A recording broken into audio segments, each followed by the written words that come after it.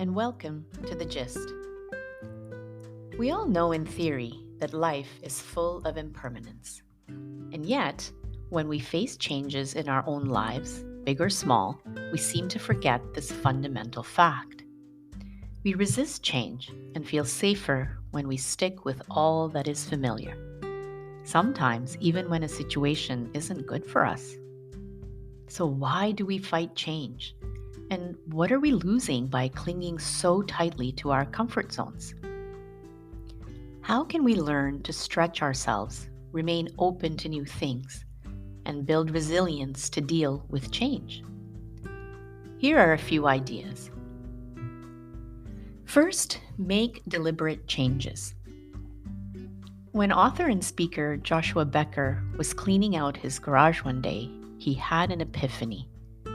He realized that he and his wife were spending too much time managing their material belongings and maintaining their large home. This was time that they would rather spend with each other and their children, or engaged in activities that felt more nourishing and meaningful. This realization was the first step on their path towards living a simpler, minimalist life. This kind of major lifestyle shift is not without its challenges, but well worth the effort longer term. At becomingminimalist.com, Becker outlined some of the challenges and the tremendous benefits of letting go of the majority of their belongings, downsizing and changing their purchasing habits to be more thoughtful and intentional. This is just one example of making a conscious change in our lives. Each of us will have different areas of life that are holding us back.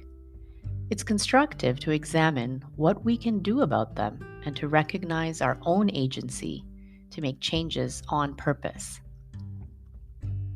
Second, examine your comfort zones. Becker also points out a wonderful saying by American businessman and philosopher John G. Shedd. He said that ships are safe in the harbor, but that's not what ships are built for. Each of us have our harbors, our comfort zones, but it's rare that big growth comes when we stick with safe and familiar things.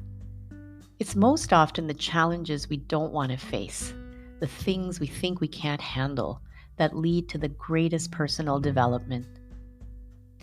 It's a matter of deciding how far we're willing to step outside those comfort zones, of asking ourselves, as singer Sarah Bareilles asks in her beautiful song Brave, how big is your brave? Her song has become an anthem for busting out of the cages we all put around ourselves, often cages of our own making. Sometimes we're not even aware of how fixed we've become in our ways of thinking and being, or how reluctant we are to try new things. Third, let's challenge our excuses. The prolific writer and clinical psychologist, Dr. Wayne Dyer, spent his career encouraging people to live life mindfully. In his book, Excuses Be Gone: How to Change Lifelong Self-Defeating Thinking Habits, the late author talks about how we carry around so many negative thought patterns that limit us from embracing change. These may be ideas we've absorbed from our families, friends, or society. Or they may be ideas we've developed about ourselves that shape our ability to change. Sadly, these ideas stunt our potential and keep us trapped in jobs, relationships, or habits that don't serve anyone well. Dyer talks about how excuses can range from "it's too hard" to "I don't have time" to "I'm not good enough." Now, this isn't an endorsement for unrealistic positive thinking, where anyone can just achieve anything if they simply put their minds to it. Certainly, there are genuine limitations and hurdles in life that may not allow us to reach certain goals. But that doesn't mean that we should be afraid to believe in our own potential, that we should fear the possibility of success and not even try in the first place. Next, build resilience to change slowly. Major life changes or eradicating long-held beliefs are big undertakings and can take time. They can almost seem too big to tackle all at once. So it's helpful to start small. If one of your goals is to simplify life, start by decluttering one drawer.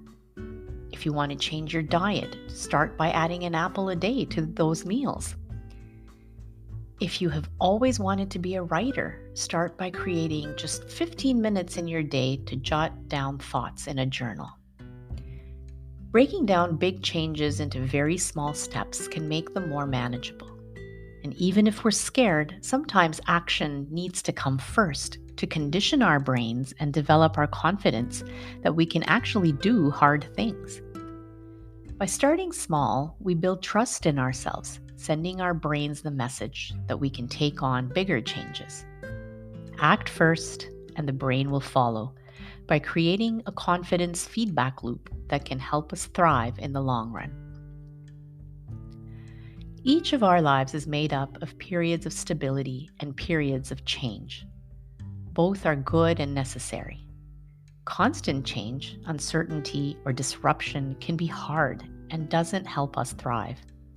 But equally, too much comfort and stability can lead to stagnation, which also doesn't allow us to flourish. So it's always helpful to look within at our internal landscape and without at our external lives to see what changes we need to make, at least those that are within our control.